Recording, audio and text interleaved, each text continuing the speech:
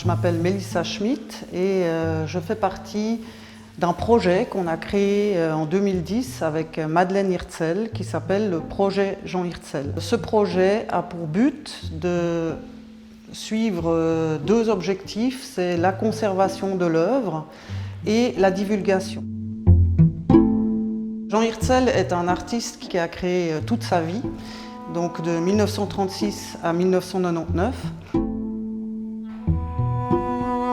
C'est une personne qui toute sa vie a été extrêmement curieuse, que ce soit au niveau des techniques, de ce qui s'est fait dans l'art, des différentes cultures. Donc il a toujours beaucoup voyagé et il s'est imprégné de tous ces voyages pour en faire quelque chose avec son langage plastique.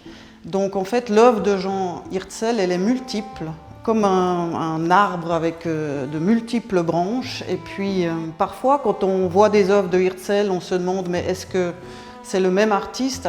Mais après, voilà, il n'a pas non plus suivi des modes ou suivi des commandes, il s'est laissé, je dirais, porter par la rencontre et les voyages qu'il a effectués tout au long de sa vie.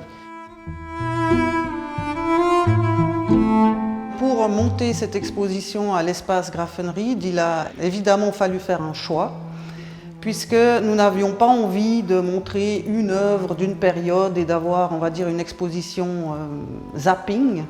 Ça nous semblait plus pertinent de nous focaliser sur une recherche qui va des années 70 aux années 90. Le fil rouge, c'est la géométrie sensible. C'est un terme qui évoque bien l'accrochage, c'est-à-dire qu'on a des formes géométriques qui sont représentées, mais avec une notion sensible, avec cet adjectif qui l'accompagne, puisque ce ne sont pas forcément des lignes sèches ou des espaces extrêmement délimités.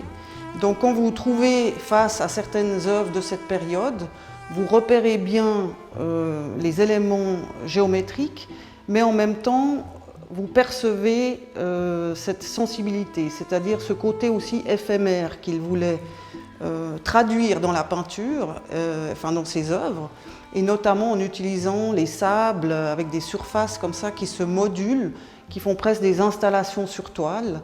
Donc ce sont des recherches multiples sur cette géométrie, et vous verrez que même si on a essayé de délimiter une recherche, en fait elle est déjà extrêmement multiple.